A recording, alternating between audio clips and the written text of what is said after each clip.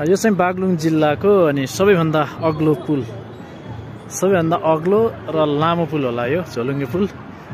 अनि यसलाई चाहिँ सोडियम झिला अथवा गोल्डन ब्रिज पनि भन्दो रहेछ। यहाँ तल हाइवे छ, दुईटा हाइवे। आज मान्छेहरू यहाँ धेरै ओहोरदोहोर गरिरहेछन्। एकदमै डर लाग्दो छ, अग्लो पनि छ, डर लाग्दो पनि छ। वाह,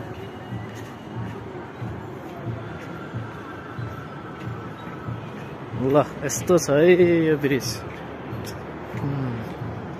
पारी चाहिँ पर्वत, पक्कै पनि पारी पर्वत हो। वारी चाहिँ यो बागलुङ जिल्ला। एडभेन्चर हाम्रो सरसँग अगाडि हिँडिरहनु भएको छ, सेफ्टी बिना एडभेन्चर। अमेजिङ। यो तलको चाहिँ काली गण्डकी है, नेपालको सबैभन्दा गहिरो नदी। वा, वारी पनि हाइवे रहेछ अनि पारी पनि हाइवे छ। अमेजिङ।